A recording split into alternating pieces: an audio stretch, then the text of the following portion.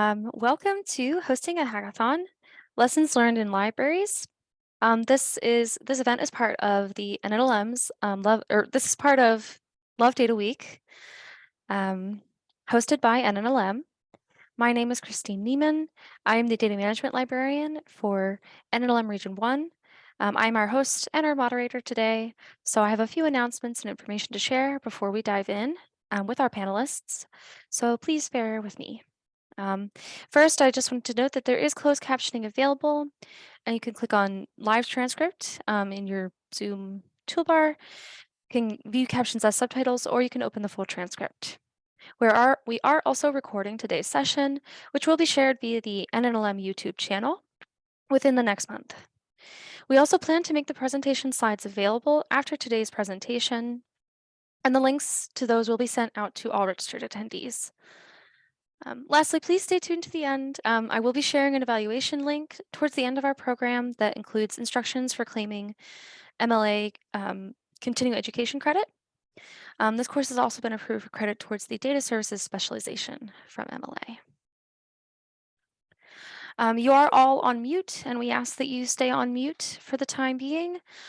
We will have plenty of time for questions, which you can put in the chat. So you're welcome to use the chat now if you have any for your questions. And once we're into the more question answer discussion piece, we can you'll be if you so would like to unmute yourself, we can unmute you for it, unmute you. So so don't feel free, or you're welcome to put questions in the chat, or if you have any other concerns or issues.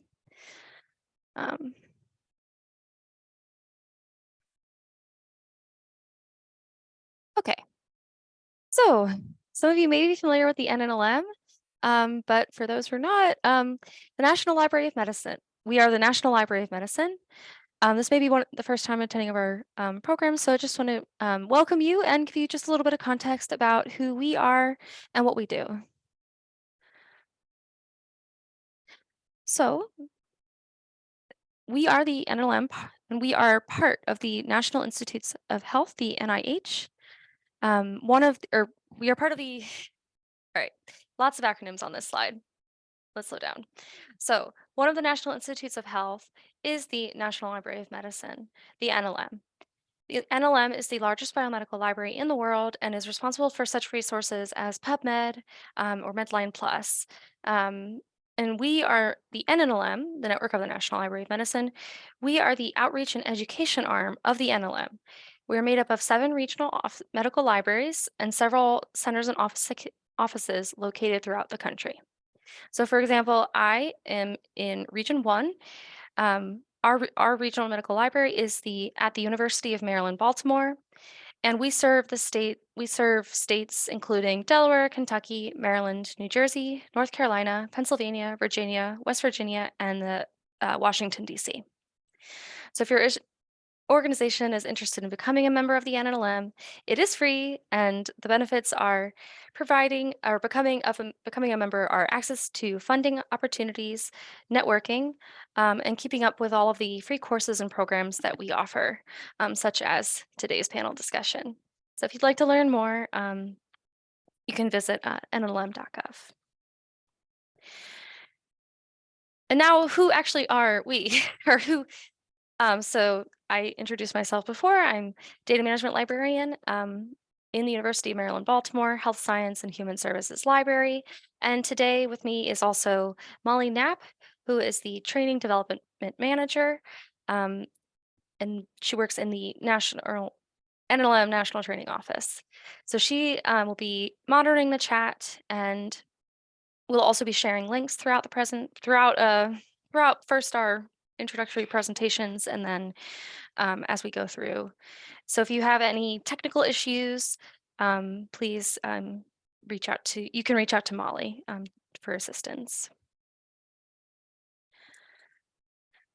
And finally, who we're here actually to have a discussion with, our wonderful panelists.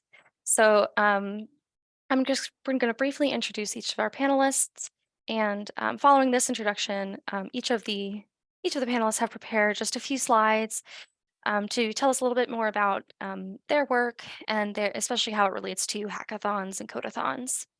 So, first up, we have Alexis Salisbury, who is the data scientist and outreach lead at the National Center for Biotechnology Information, NCBI, which is also one of the NIH or NLM's, also part of the NLM or NIH. She has experience in educational event coordination, mentorship, community outreach, computational education, and computer science. Her research background includes computational chemistry, structural biology, and biophysics. Next, we'll be hearing from Ashley Rockwell, who is the Data Literacy and Learning Specialist in the Research Data Services Department at Georgia State University Library in Atlanta, Georgia. Her work focuses on building data literacy curriculum and programming for undergraduates. And in 2022, she partnered with GSU's Social Action Alliance to host their first multidisciplinary hackathon with teams of GSU undergrads working to address transportation and mobility issues in partnership and mentorship with community partners. Ashley believes that expanding data literacy will not only make students more hireable, bettering their individual futures, but can empower students with the tools to understand social issues and implement social change. And lastly, we'll be hearing from Maris Mandernack Longmire, the head of research services for Ohio State University Libraries. In this role, she develops services for OSU libraries to support the research endeavors of all faculty, staff, and students at Ohio State. And outside of her library responsibilities, she is the co-founder and co-faculty director of the OIHO program, uh, Ohio. We'll be hearing more about that, which fosters a tech culture at Ohio State and its surrounding communities, ultimately providing students the opportunity to learn and build with real technologies outside of the classroom. So I'm now going to hand it over to Alexa to share with us a little more about her work. Stop the share. Thanks so much. I will get my screen sharing going. All right. Just confirming everyone can see that all right? Can't see it. Okay. That's why we check. Okay, how's that look? Good. Awesome. Okay. So thank you all so much for being here. It's a lovely day in Maryland. It sounds like it is in Atlanta and everything like that. Thank you to Christine and the NNLM for putting this together. I think this is a really great opportunity for us all to chat, learn from each other, share resources, and share experiences so that we can go out, do good, and spread our love for data, which is why we're all here. So as Christine mentioned, my name is Alexa, and I'm a data scientist and outreach lead at the NCBI. That does fall within the NLM and the NIH. So I wanted to give you all a little bit of information about our program so that you can get my perspective on hackathons, or we call them codathons here, and related events. Essentially, I thought if I shared my experience with you all, you would be able to come up with more tailored questions for me, and we could just make this a very productive conversation, which is what we all want to do and what we hope for. So I'd love to answer any questions for you all in today's seminar, but I also am available via email. If anyone has follow-up questions, I'll be sure to share my email in the chat. I just want to be here as a resource for you all, so do keep that in mind. Don't be afraid to ask me questions. No such thing as a bad question, all that kind of great stuff. I'm going to pop off my video for a little bit just so it's the best user experience for everyone. We don't have bandwidth issues. I'll pop it back on for Q&A though, so don't worry. You haven't seen the last of me. Okay, so when Christine asked us to participate in this call, I thought that there might be a few different things that everyone could be interested in. You may be thinking of running a codathon or a hackathon on your own. You may want to participate. You may have colleagues or a community that you serve that you might want to recommend that they participate so that they could build skills. To whatever end, I wanted to give you this insight on what NCBI codathons are. So one of the best aspects of our codathons, in my opinion, is that they are highly collaborative within and across our teams. We focus a lot of time to make these events collaborative and not competitive, because we think that that's the best way for participants to collaborate, learn, work in a safe space, and try some really hard data science concepts without fear of, losing a competition or anything like that. So with that being said, we're very careful about how we accept our applicants, how we assemble teams. And we try to do this by putting people with a lot of different, a big variety of educational backgrounds, experiences, skill sets, and goals together on a team to work on a defined topic so that they can learn from each other and bring broad perspectives and, really do their best work together. So at the NCBI, we've been focusing on many technical and scientific themes, like protein structures. Some of them have been, viral viz data. Sometimes we work with algorithmic bias and things like that. Some very sophisticated technical concepts, but we try to make them accessible for everyone. And as an organization, we kind of view codathons as this really unique way to interact with our audience, understand our audience's needs, our interests, what skills they're interested in building for the workplace. We find this to be a great opportunity to introduce our tools, NCBI tools. We get feedback on our products, and we really just try to use this to help students, researchers, and organizers reach their goals by pairing them with the NCBI a little bit more than they would doing research on their own. So from the participant perspective, we try to give our participants support in exploring new technologies. We really encourage people to explore different programming languages, cloud platforms, tools, databases, and more.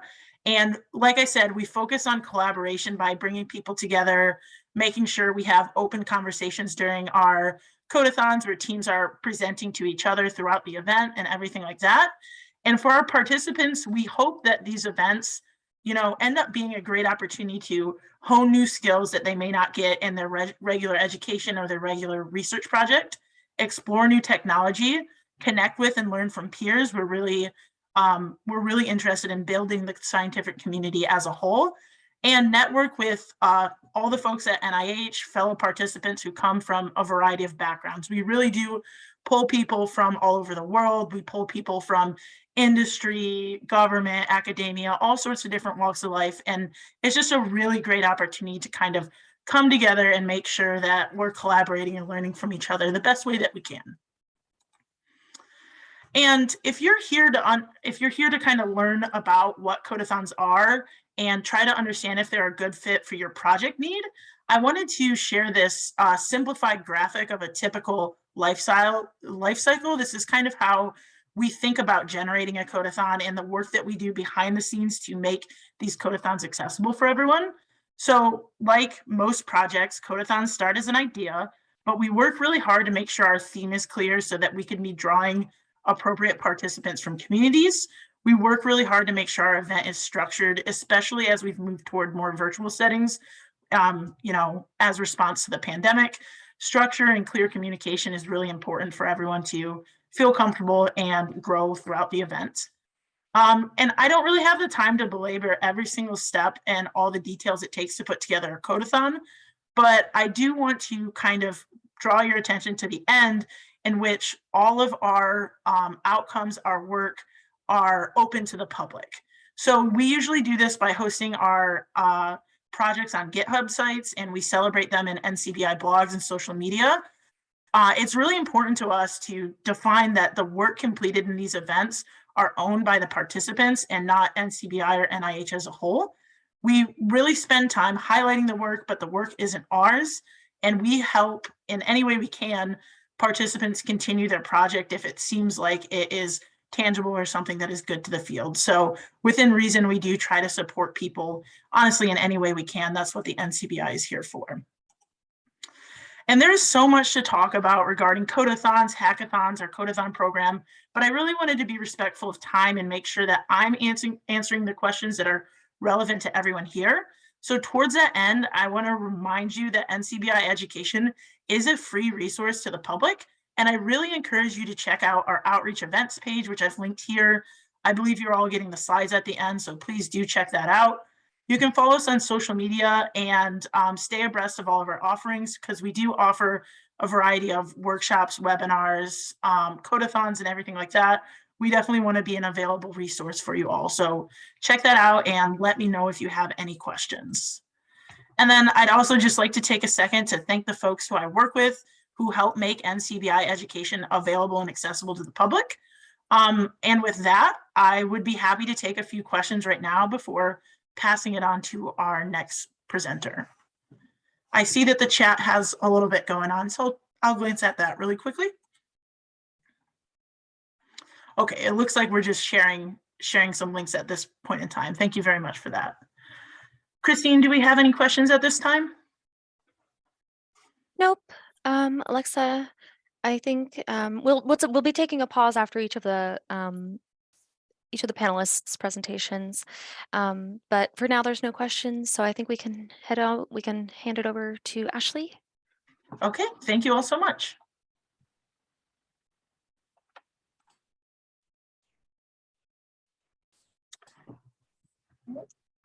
So everyone can see my screen. Okay. Welcome. Happy Valentine's Day. Thank you for joining us for this Love Data Week panel about hackathons. I'm going to talk about the hackathon that we recently hosted called Hack for Good. Again, my name is Ashley Rockwell, and I'm the Data Literacy and Learning Specialist in the Research Data Services Department at Georgia State University Library. The position is actually fairly new, and we was created to focus on building data literacy among undergraduates, since data skills are now job skills in general. And so we wanted to make sure that our students, even if they're not in the STEM field, are making sure that they're building their data skills, which kind of ties into this hackathon opportunity. So in September of last year, I partnered with the Social Action Alliance here at Georgia State to put on a multidisciplinary hackathon. So like a traditional hackathon, it was composed of people from all backgrounds. It was all undergraduate students, but they could come from any major, and then they could work on projects. There's 5 different themes, which I'll get to in just a moment. So we focused on the theme of transportation and mobility because that's an important issue in Atlanta. Many people know Atlanta for its terrible traffic.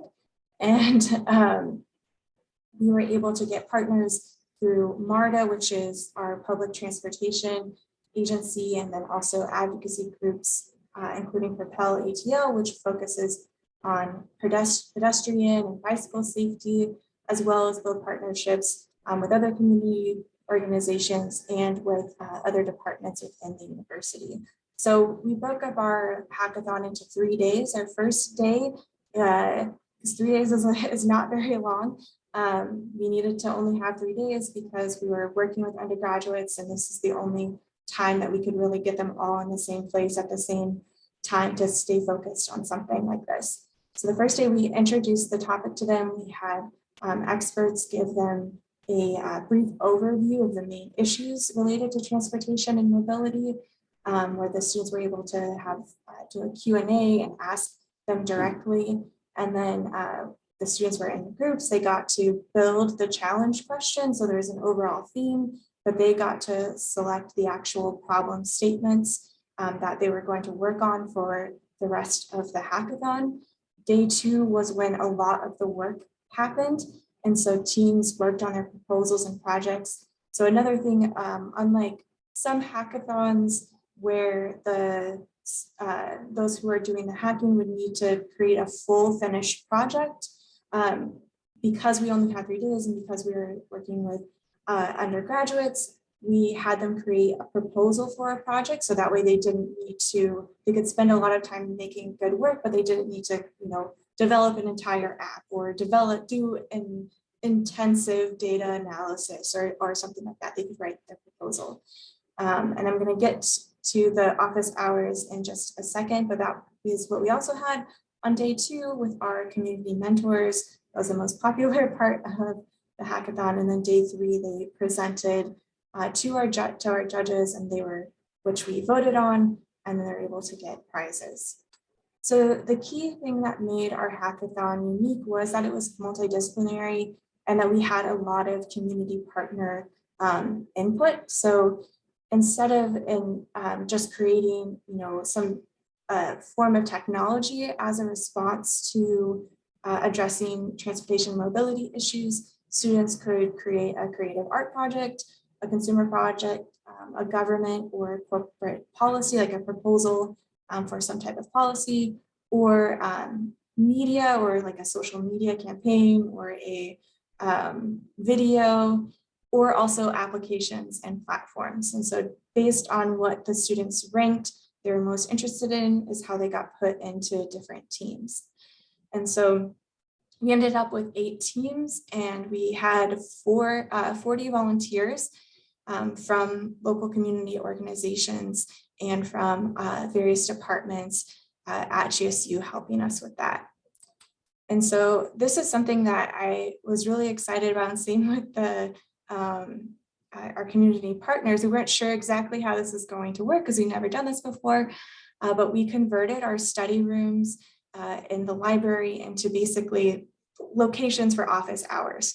And so the community partners set up in our various study rooms, and then students could drop in and ask them questions, either based on, some of these are policy experts, some of them are, we had MARTA sent people who are in charge of buses, in charge of trains, in charge of creating plans. They had a bunch of different sections. And so students could just go in and ask them questions, but also get access to data. Since we could not host all of the data that they had and sufficiently distribute that to students, they were able to just ask those partners directly, and they would share their data with them. So after the event, we got the most positive feedback about the office hours. Students really enjoyed being able to talk directly to a community partner. We had one student who was a first-year student, who told me that he couldn't believe that he was getting to talk to the folks at MARTA, who again run the public transportation in Atlanta, that they were listening to him, even though he was only a first-year student. And so this was very powerful for both the students and for our community partners. In fact, afterwards, after the presentations, MARTA had those who won the presentations come and give their proposal pitches to all of MARTA headquarters because they enjoyed this experience so much. So one of the things that libraries can provide in doing a hackathon, and I know that Maris is going to talk a little bit more about why libraries, why should libraries host hackathons?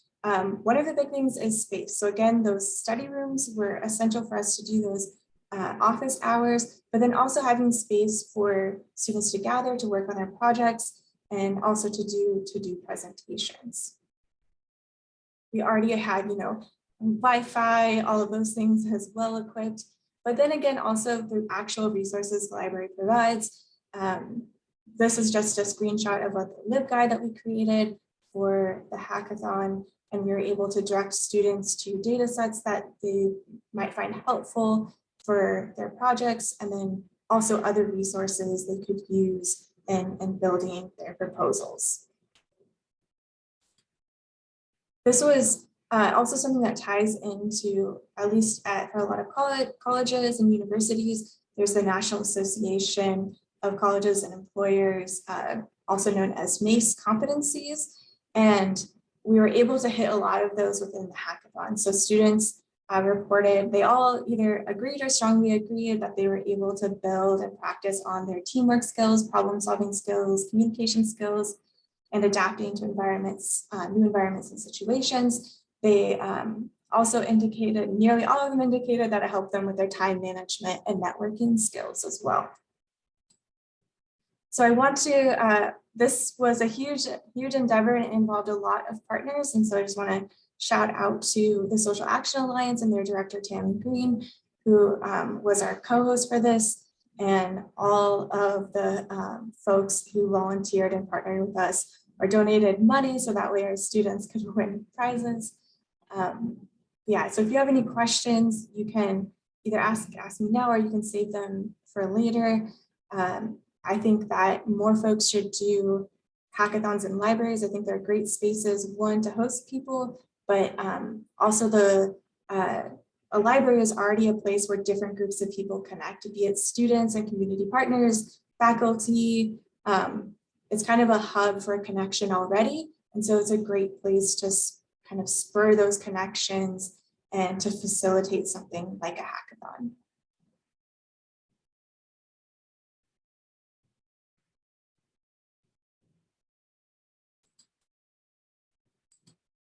So there are questions that have come in, and I don't want to skip anyone's question, but I saw that we were a couple questions about themes, choosing themes and topics for codathons. But there was a question that just came in from Danica that was about specifically about your project, Ashley. So can you talk about developing your collaborative cohort?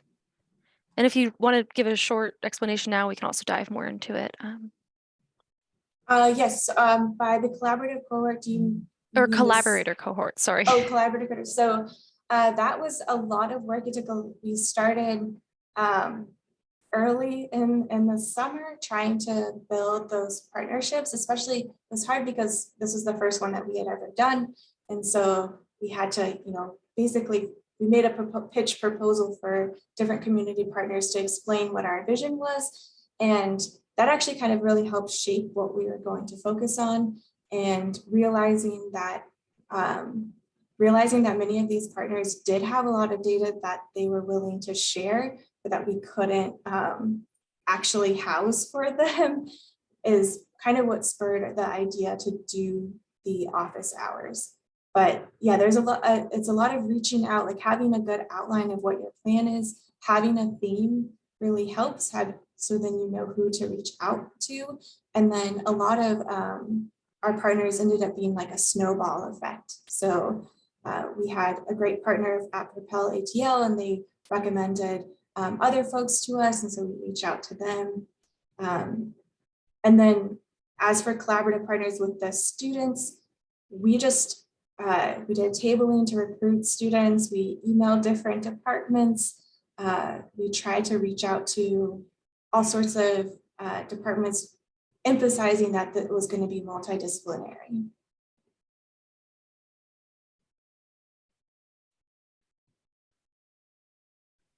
Great, thank you.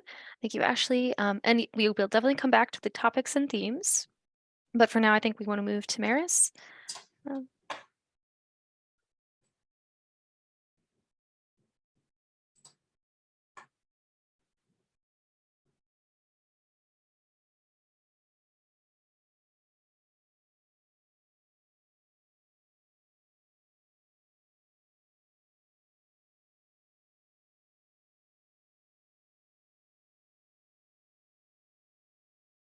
Oh, you are muted.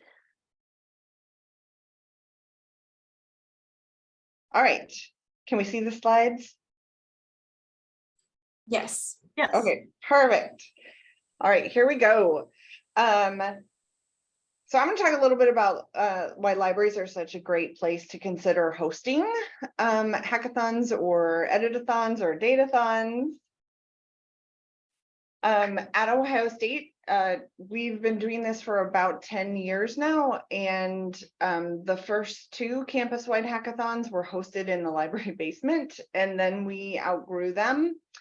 So you can see on this slide at the bottom right is when we were in the basement of 18th Avenue Library.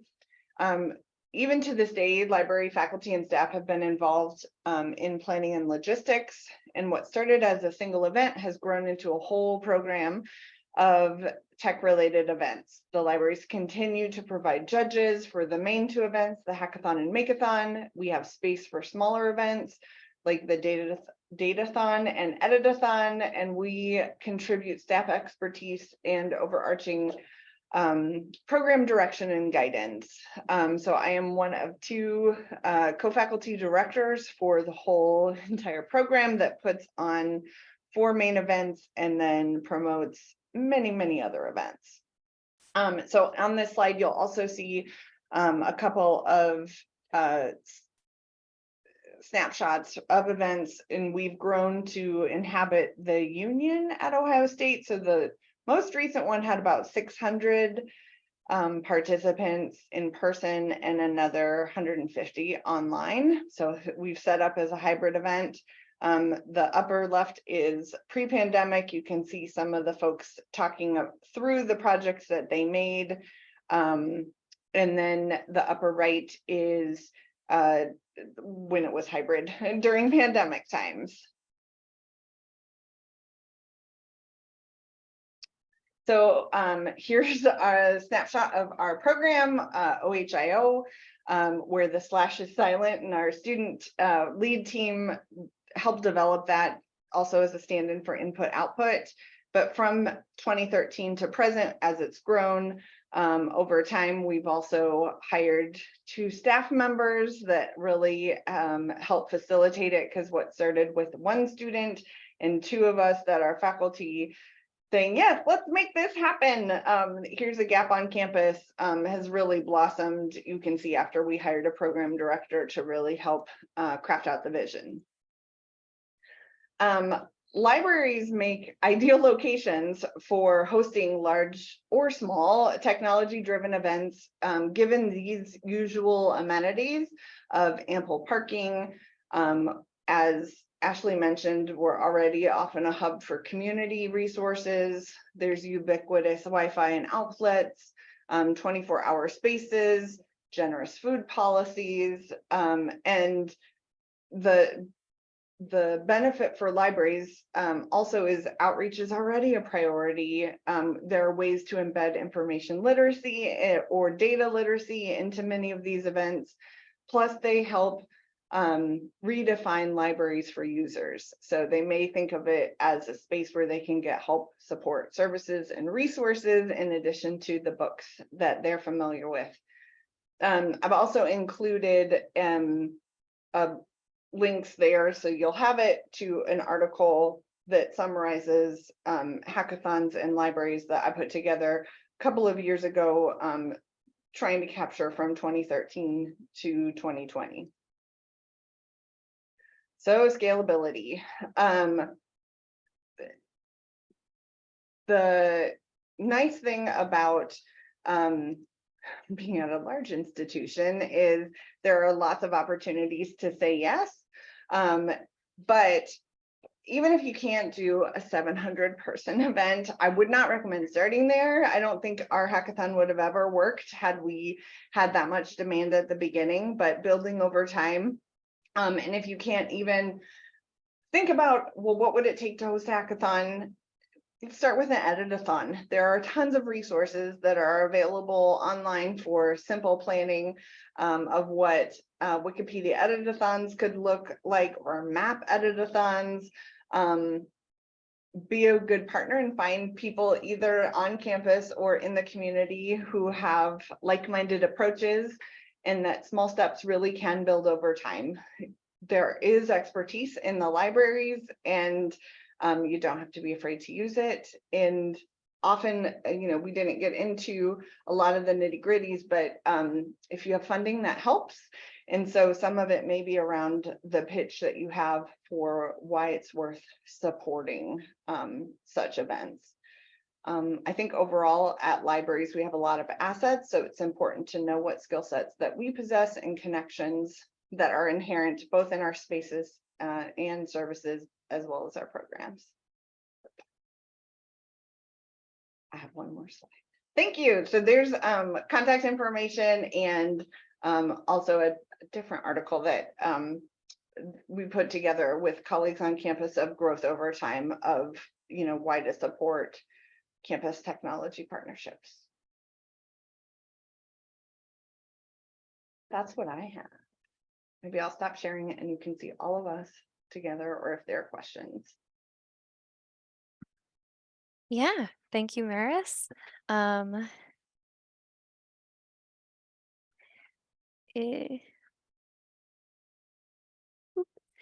Yes, now is time for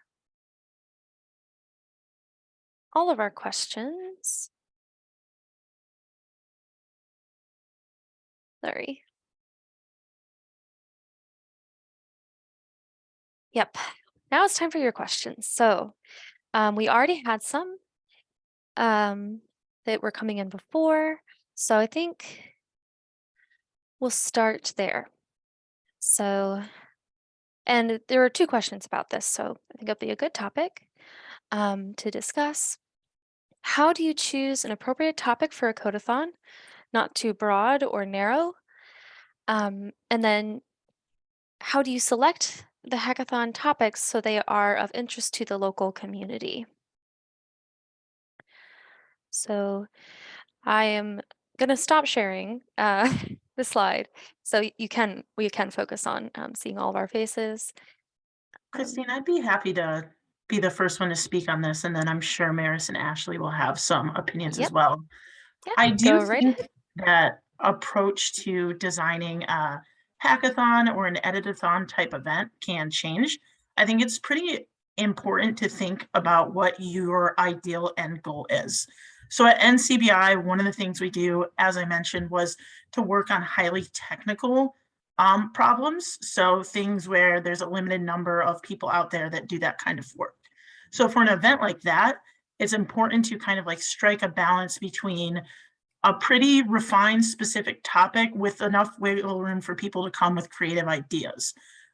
Those are for things that are like highly technical, like editing a protein domain platform or something like that. Like a very high technical acumen is needed there.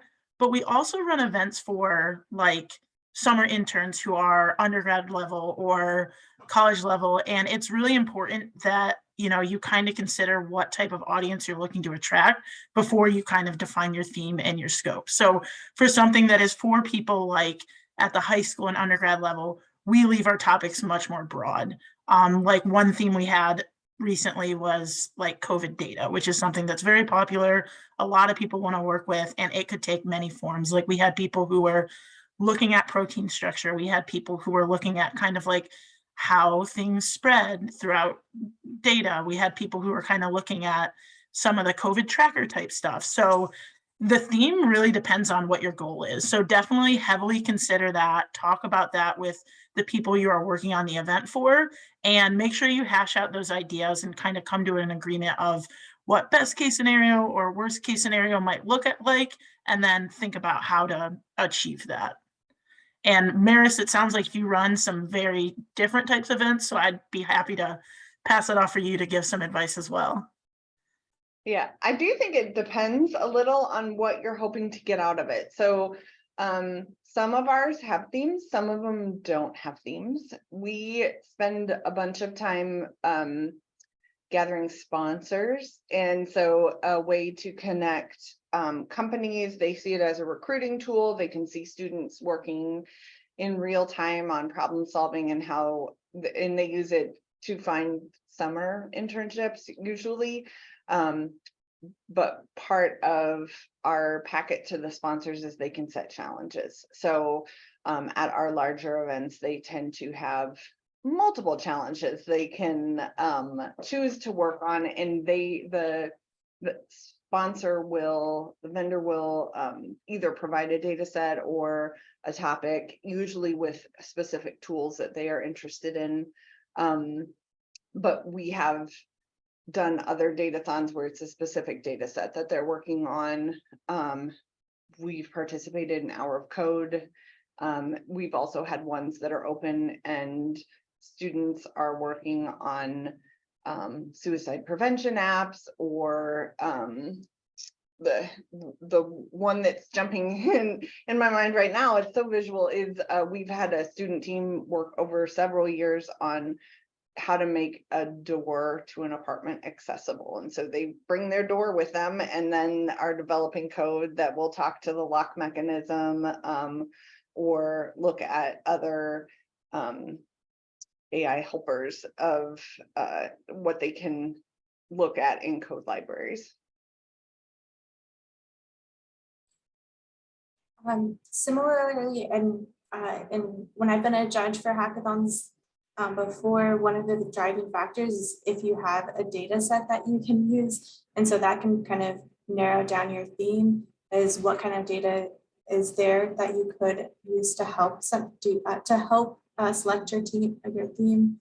in some cases there may be a good theme or potential problem you want to address, but there might not be very much data available for you to hack.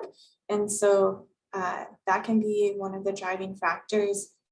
For us, the reason why we chose transportation and mobility was because it was something that affected all of our students, and Georgia State used to originally be a commuter school. And so currently we do have dorms now, and students still stay in student housing, but we still have a lot of commuting students. So that's something that's important to them. And it's also something that's just always talked about. But when selecting a theme, one of the things that helped us was we modified the data kind, and I was trying to find their original so I could share in the link. I can only share our like modified version of it. But this is takes you, that link I've just put in the chat should take you to our modified version of a problem statement. And so even though we had this overarching theme, we had this, the teams come up with basically what they're going to do using this statement.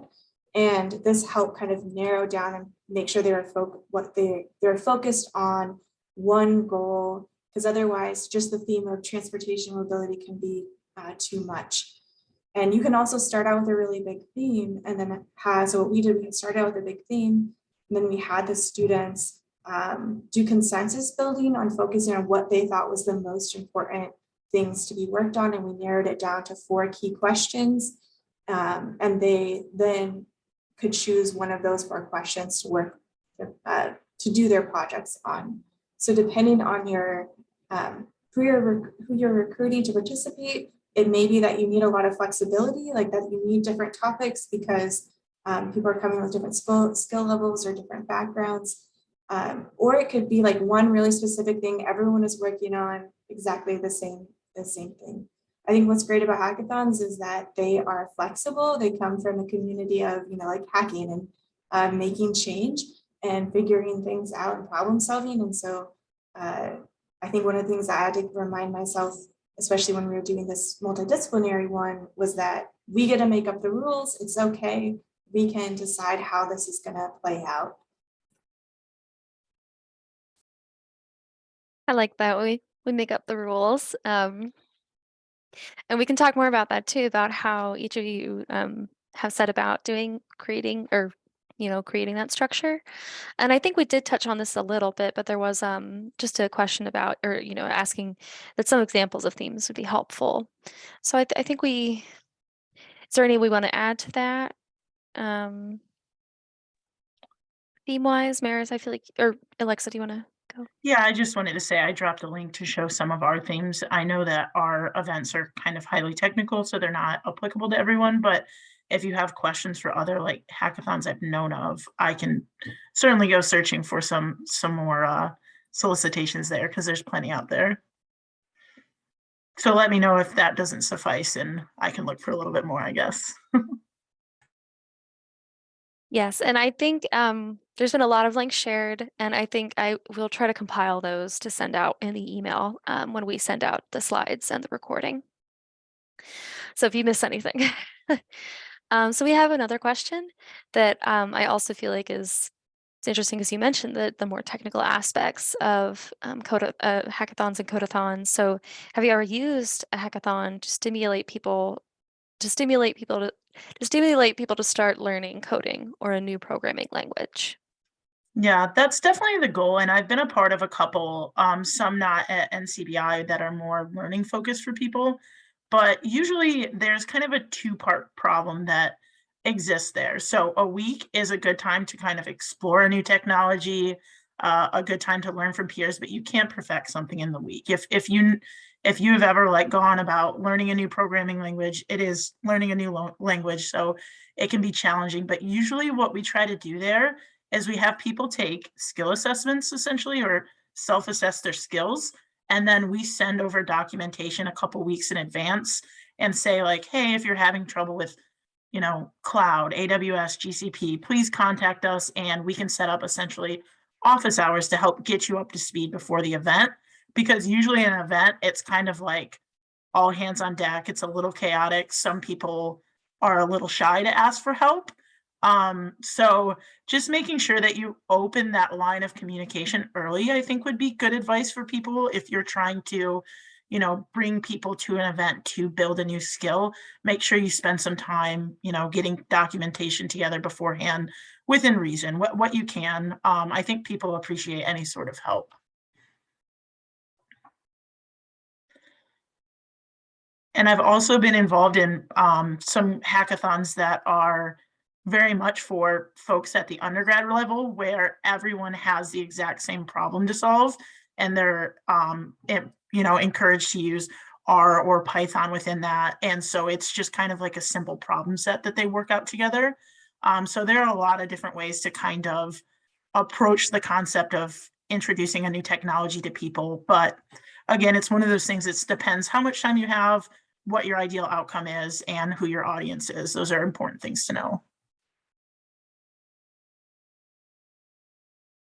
Yeah, Maris or Ashley?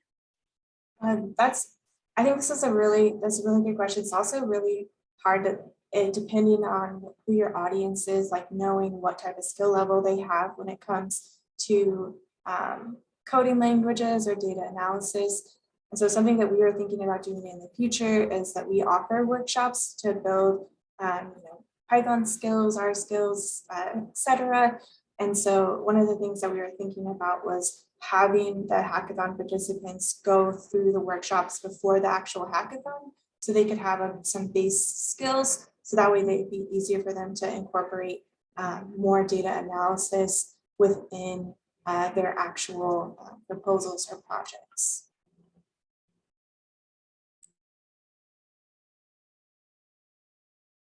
I was going to pull up, I know that engineering education has done a bunch of studies about the educational benefits and whether you're doing it in curricular or just as a co-curricular activity. Pierre is being very, very slow today. But I'll put that in the chat too, is the repository of previous presentations for conference proceedings is linked there, and you can search codathons or hackathons, and there's been both examples of how people have worked it into their courses, but also yeah, trying to capture that learning. And we have certainly had attendees at our sessions that or at our events saying, I came because I wanted to apply what I had learned in my class, or I wanted to learn this particular thing, and I knew if I came in this 2-3 days I was going to get down the basics, and there were mentors there to help me if I ran into hiccups. Some of it is based on the challenge that they have, and others just a way to hang out with their friends. I think that's a good it would be a good segue into one of my questions, which was about how do you organize the teams for your hackathon or codathon events, especially with people when people are coming in with different skill levels or different backgrounds. You can, if anyone wants to talk a little bit about that. And also, just again, if you have any questions, feel free to put them in the chat. If you would like to ask verbally, you can. We can unmute you. Yeah. But I guess, yeah, how do you organize the teams?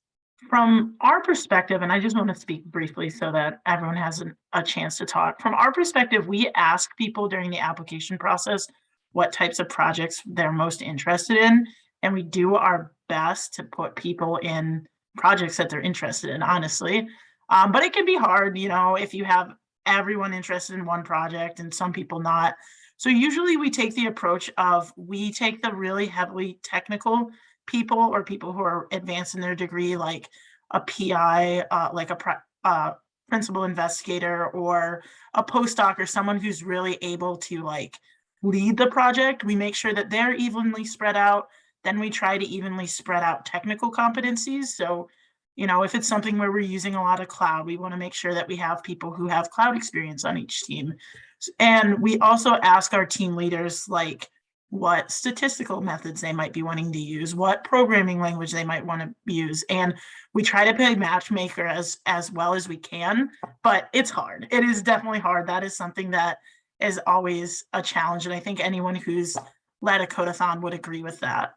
So I'll pass it back to you, Ashley or Maris, to say some things there. Yes, totally agree. It is hard.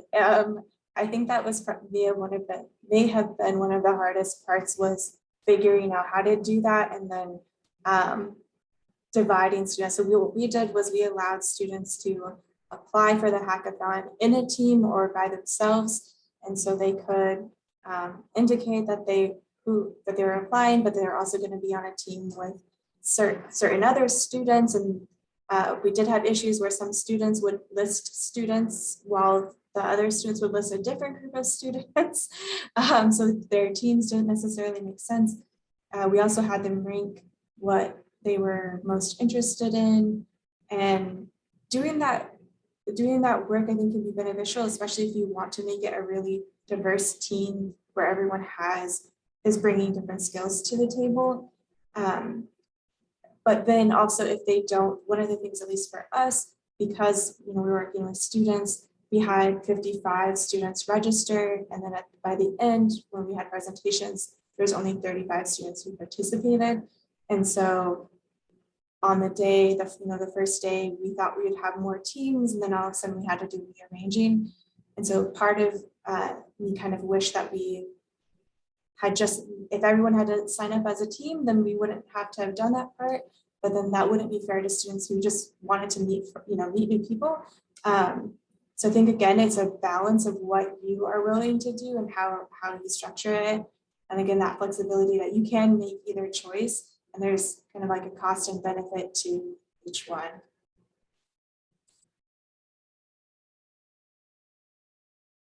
So we make rules that teams had to be sizes 2 to 4 people, so no lone wolves and no mega team. But I think you can sort of capture the team size that you want. We have a couple of mechanisms for our larger events, which is we ask them to register as a team, or if they aren't, they're registering singly, then we have mixers leading up to it. But we also have some day of mixers where if you've got a really good idea and you need somebody else to help make that come to fruition, there are ways to be able to find a team on the day of if the rest of your team flaked out and didn't show up. So there is a process where we have them come in, we ask them very specific questions, and we're trying to finesse the way both for individuals who need teams, but also our mentors, because we have mentors or sponsors who come and help with the challenge and can answer questions. And we haven't found a good way yet, although we've played with, everybody has name tags, so little dot stickers for specific programming languages or skill sets, a way that you easily visually communicate that to the participants so that it's less nerve-wracking to come up and say, I need help, and here's the thing I need help with, that you can sort of self-identify the right person to be able to do that. But we've also talked about that for team matching, that what roles do you want to play? So there's in the hackathon literature, there's some about, for a really good productive team, you need someone to do ideation, you need someone to help keep your team on task, you need some coding expertise, you need a pitch person. And it's not that you need individuals with all those skills, but you need to have that people can wear many hats, but you have to have that skill set in order to be able to have all of the different pieces depending on what the outcome of the event is meant to be. Yeah, Maris, something that has interest, that's something that interests me about hackathons, is that you don't have to you don't have to all be really, like, everyone on your team does not have to have amazing technical skills, be able to code or program, that there's different roles that participants can take that can take in their teams and in a hackathon event. And I apologize because I missed a question, so we'll go back. And I know, Maris, you answered this a little bit about, because this kind of plays into the infrastructure behind hosting a hackathon. And it's interesting because and Lena, you don't specify, but I think you mean physical, so in person. So I'll just read the question first, but I can discuss, but oh yeah, yeah, go ahead. we're considering for our researchers who are in they're in a hospital research institute, and the Wi-Fi that's available at the hospitals is very bad, and it tends to crash when you get more than, say, 20 or 30 people in a conference room or in a presentation room. So for us, it's like this, maybe we can do this, but we'll have to send them all to different rooms or something.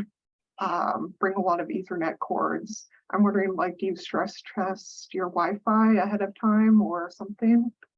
Yeah, so I would say there are a couple of things. Usually during the events, you don't actively need internet a ton. So you need to go, if it's data, you have to go and download your data set. And then you may need to do some basic internet searching for whatever language that you're doing, or shortcut hints. But if you're not, if you don't actively have to upload code into something like GitHub or any of that, you're gonna be working, but it may not be on.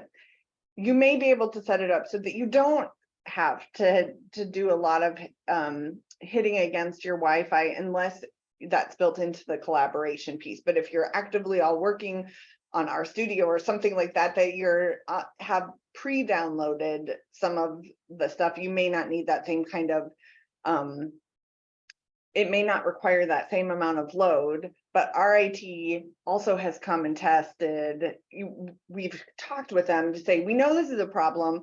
Can you please run some tests? Or quite frankly, our IT, we were having enough at the union that they upgraded. It got bumped up on the list of campus priorities to upgrade the union's Wi-Fi because we kept breaking it. But there were pieces, and the IT unit at the university was really a good partner for, here's what we're trying to plan to do. Will this cause problems? How can we think about boosters? How can we think about hard Ethernet cords? What additional resources can you provide us so that we will be able to have a successful event? Yeah, thanks. Thinking about planning around it is, I think, useful because it's I think it's a small enough space that we could maybe just bring a hard drive with data if we want to do a datathon. Thank you. Yeah, Lena, I think that Maris's information is all spot on. I just wanted to say it is really helpful to stress test it once you have it all set up, because you never know what surprises can come day of. So for us, we use a lot of cloud, and we spin up a lot of cloud accounts, and we usually run a bunch of tests at the same time to see if anything crashes, and do some stress testing with, if you have technical support or system support. That's a really great idea.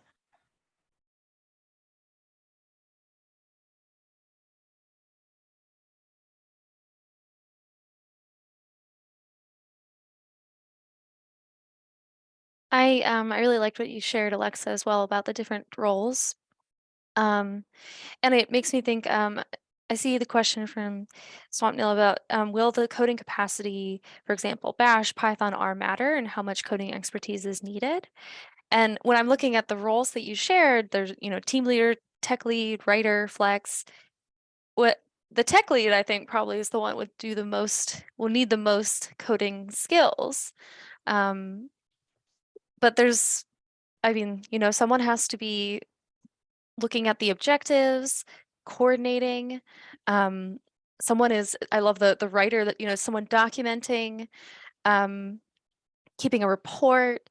Because that's another question that I think could be interesting, is if what kind of products have you seen come out of your hackathons? Yeah, what kind of products? We'll go with that. Yeah, so there's been a wide variety. To backstep the question a little bit, I do think it's important that we encourage people with not a lot of technical acumen to still get involved in codathons because there is definitely a place for you. Like I think in some of our events, one that thinking of specifically, we were kind of trying to vet algorithmic bias in a search algorithm.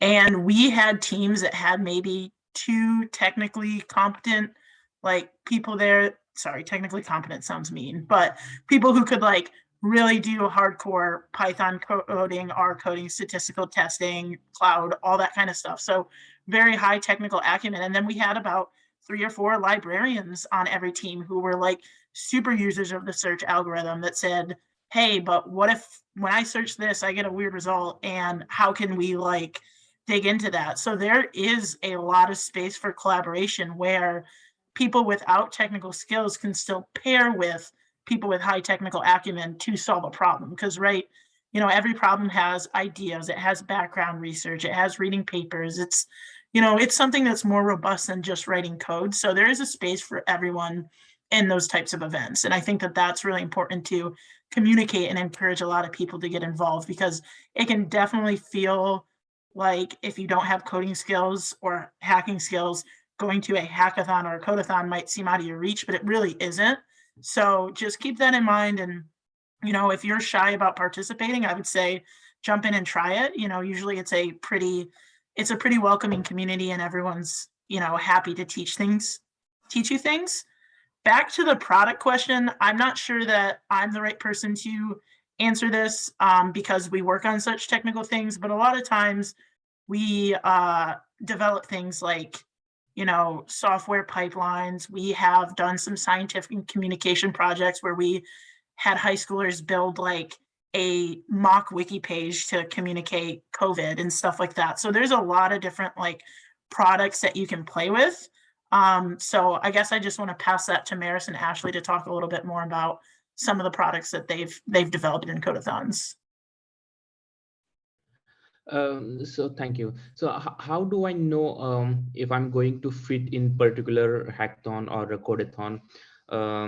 And where I don't know if you list this somewhere that where I can see, and if I choose a particular topic to jump in. Yeah, my best advice is every codathon is run different. Ask the organizers. Usually they're really excited to have people there and they can kind of, we personally, if someone's like, hey, I'm confused about this, I don't know, if I'd fit in the event, we set up just short 30-minute meetings to talk about what codathons are, what your background is. And honestly, that we don't have the ability to accept everyone who applies. So sometimes going out of your way to say, hey, I'm not sure that this is an exact fit for me, but I am very interested and I want to talk to you about it. That gives me confidence that you would be a good codathon participant. So I would definitely encourage reaching out to people that are team leads or running the event or something like that and just asking them, because it can be really hard to communicate exactly what we expect from participants. I know that we're not perfect at it, even though we try really hard. So I would just encourage you to ask questions.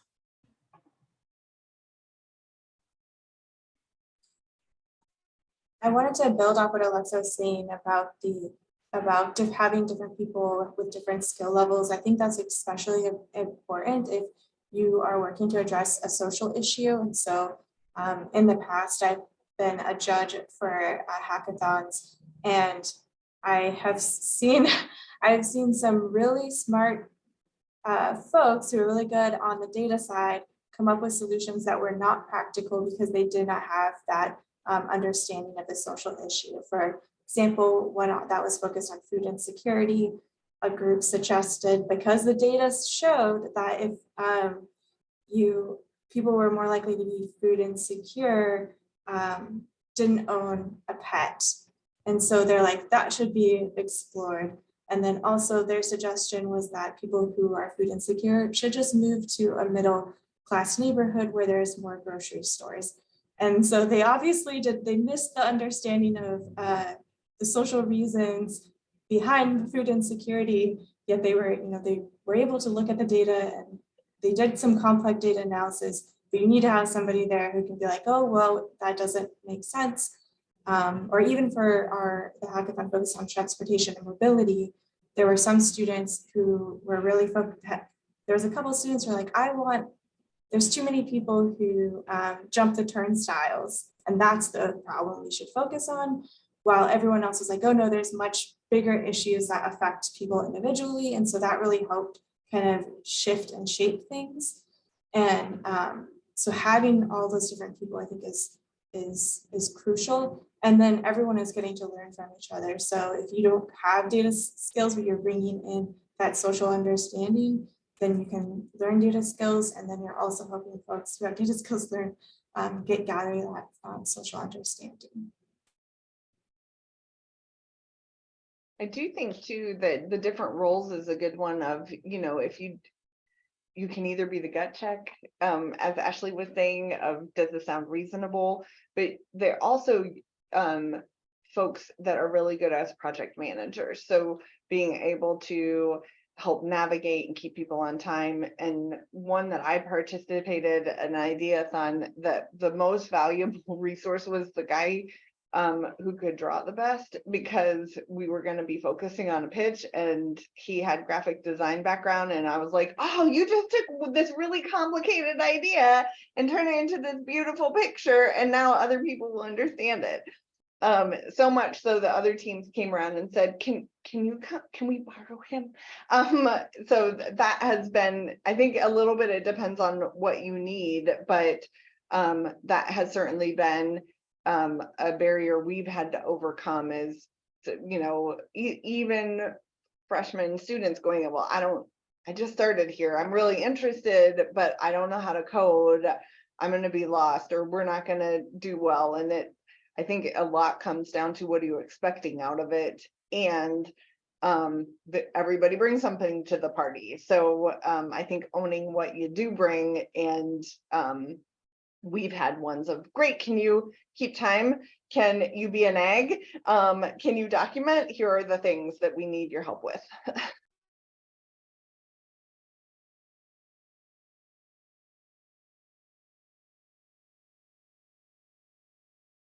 I want to Great. answer the question in yeah. the chat. Can I do that? Yes, go right ahead. Oh, yeah. here. Yep. Of have you had to deal with resources that usually cost money, like compute instances on cloud, or do you get sponsors to pay for, or trying to stick to free resources? The answer is yes. I think you can try any or all of that. We've had great success with Amazon Web Services has donated a bunch of cloud computing time and capacity. We've had Google give some devices over time that, as they gave a challenge, then you would have a Chromebook to be able to work with.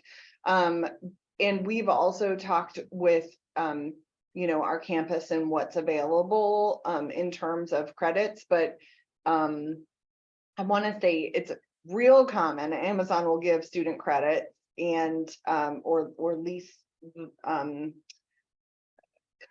cover a certain amount, and the same has been true for I'm going to say resources around education for Git as well, to be able to help with a lot of that.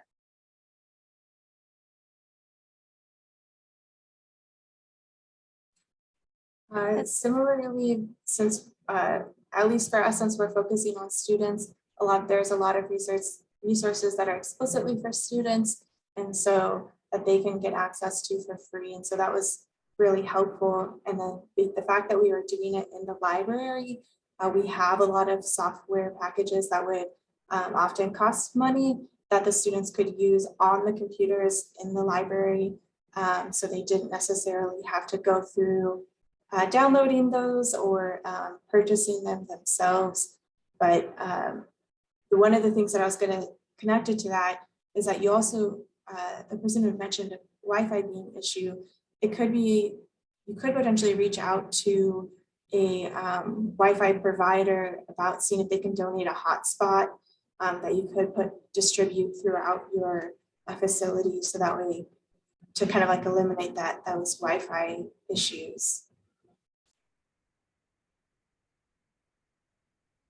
Yeah.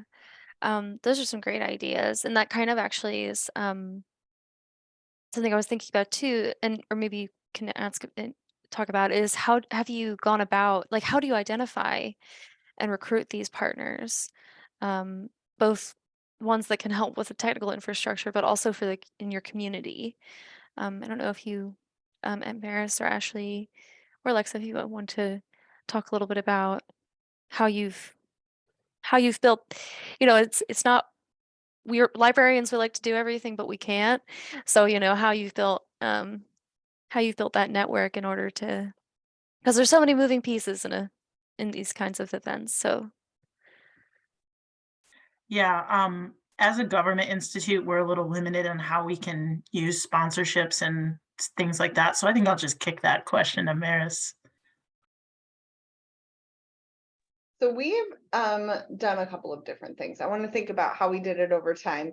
One was the original other co-founder, his lab was working on some with AI and database systems. And so we went and talked with Teradata. So I think if there is a specific set or outcome, then you could look at who are the vendors that are doing that.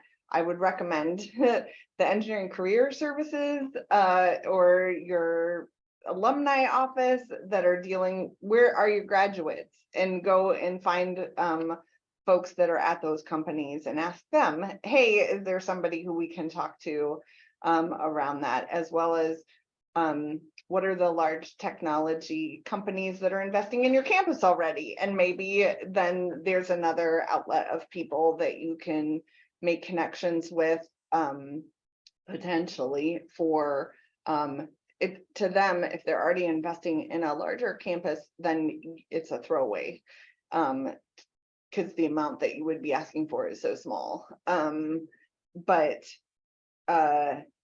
that also takes a little bit of foresight and planning. And so that may not be politically savvy to do that. So I would say, feel out the infrastructure that you have already at your disposal, which is a little more around the sponsorship edge rather than how you might find community partners. But you may also find excellent partners at your public library in the area, or other libraries that are doing similar kinds of things, or large corporations that are in or around your city.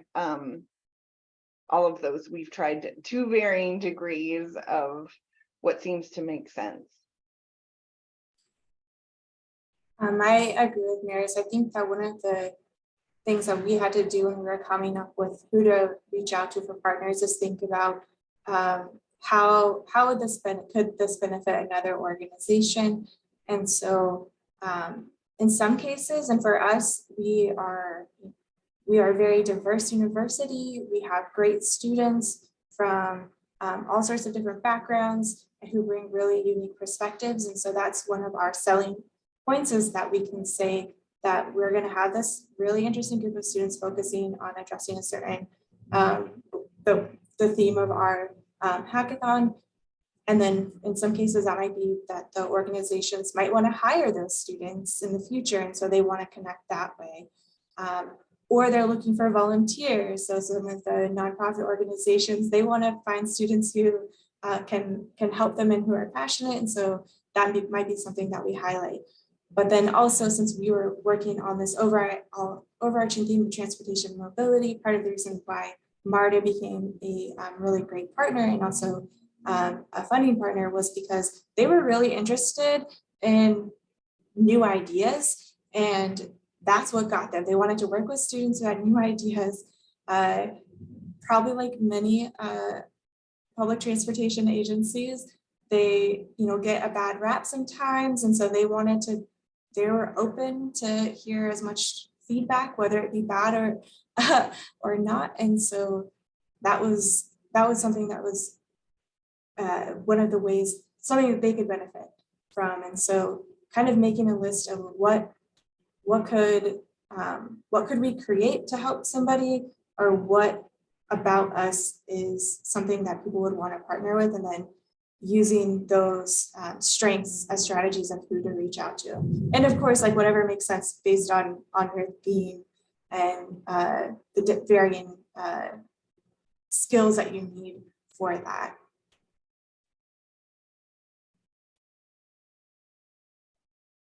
Yeah, I think that I like what you said about there's lots of different ways to partner and to support, both for the library to support other organizations and partnerships. I have one. I think I have one more question, or if there's any questions from our audience. If not, I'll ask this question, and then we have a few wrap-up things, including contact information. So I think we've talked a lot about how libraries can host hackathons, what roles there are for librarians. But I guess speaking from like Ashley and Maris, your experience in your libraries, and Alexa, your experience partnering with libraries, what impact do you see from these kinds of events on the library and its relationship with the community? That's a really good question. And I think it's something that we think about a lot at the NCBI. Actually, a lot of our users, a lot of people who attend events are librarians or instructors who are kind of looking to continue to teach what they learned here. So I think it's really important to partner with libraries so that continued learning is supported. I think that that's a big part of the mission. You know, NCBI is within the National Library of Medicine, so that's a big part of what we do. I think in general, librarians are some of the best people to work with. They're very attentive. They're very willing to communicate and give feedback and everything like that. So I think that if at all possible, if you're trying to run an event like this, partner with a library. They're really the right resource to kind of help with an event like this. And I'm, really appreciative that we have resources like that, and we have folks at NNLM who we can work with. So yeah, I can't say enough good about the library. So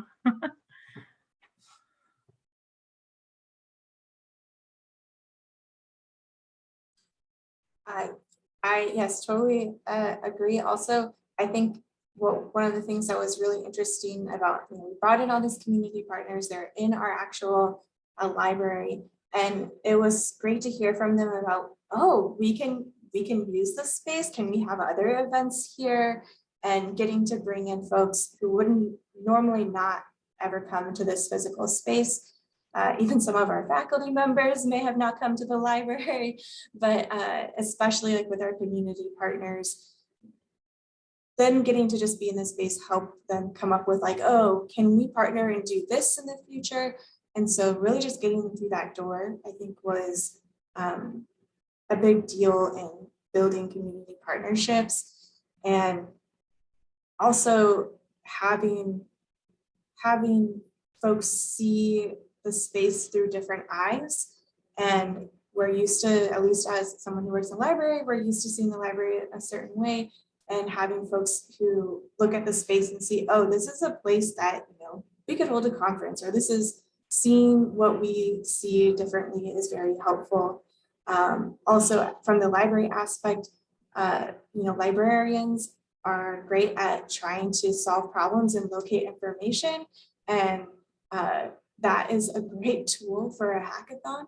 And especially like when people are thrown into things that may not be their areas of expertise, librarians are really good at figuring out how to help people. And so I think the partnership just seems natural, and I'm surprised that there hasn't been a bigger push with more libraries participating in hackathons. And I know Maris mentioned this briefly, but I think even if you're not doing something data heavy, and maybe Maris could talk about more, but like with Wikipedia editing, there's so many other ways for hackathons that libraries could support, even if you don't necessarily have those like data skills or coding skills. Yeah, we've tossed around too of like where to find those partners on campus. Really, anybody who says they're supporting innovation would likely be a good partner, and or things that have to do with campus and industry offices of where those two tie together. But also we've had ones that are focused on yeah, how to learn a specific tool, or even to bring forward people of, here's a specific data set, we want you to know about it, coming in and seeing the spaces, we want you to know about it, think of us in a different way.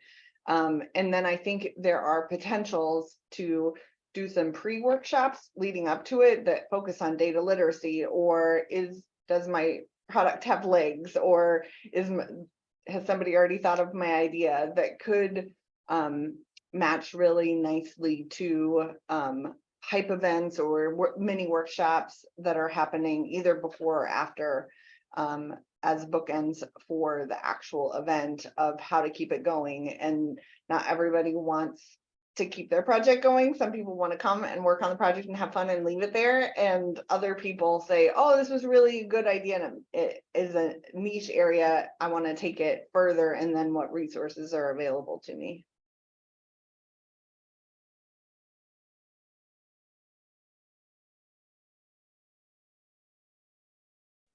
Yeah, thank you, all of you, or thank you, Maris, Alexa, and Ashley.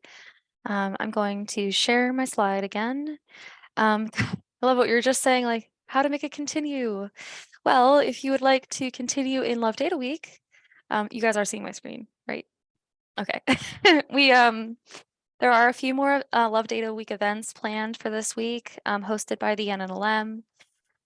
Tomorrow there's going to be a training on data management plans using the DMP tool, organized by the National Center for Data Services. And on Thursday, there's actually going to be a presentation on the NNLM All of Us programs researcher workbench. So I saw someone was talking about that in the chat, or was mentioning that in the chat, that there's going to be an event about that tomorrow. Both of those have open registration. You can learn more about them, and someone can share that link to the NCDS blog post. Unfortunately, the Friday workshop has filled up, so very popular, talking about the NIH data management and sharing policy. But there's actually two more events, or two more things I wanted to share that, if this has fired you up in some ways, that the first is an ongoing, there's a data visualization challenge that's being hosted by the National Evaluation Center. This challenge is open, and the submissions are being accepted now through March 31st. So, and collaboration is allowed. There are prizes. And secondly, since we're talking about hackathons and codathons, and I think someone, editathons, the NLM is hosting a hashtag site NLM Wikipedia editathon. That's going to take place in March. It's kind of a little mini version, 2 hours, but probably be a great opportunity, collaborating. Something that I love about hackathons is like the ability to like collaboration in real time and working toward that shared goal together, is ultimately what is kind of what I see as like the background of the hackathon, in that world. So, yep, welcome to check out any of those. We can share the links, or yeah, looks like someone shared the links. So, and yes, our last and not least is we have our evaluation link, which I put in the chat earlier. Let me see if I can get it again. Yep. We really value your feedback. It helps us with developing our programs, our classes, and any future events or panels such as this. So it's up on the screen as well. The nlm.gov/W3, or yeah. And then also our contact information is available as well. So as Alexa was saying, NCDI, doing codathons is a lot of what she does, and Maris and Ashley both have great experience with codathons and hackathons. So you're welcome to reach out to them, and my email address is there as well. If you have any questions about NLM, or yeah. So, and the chat has gone by very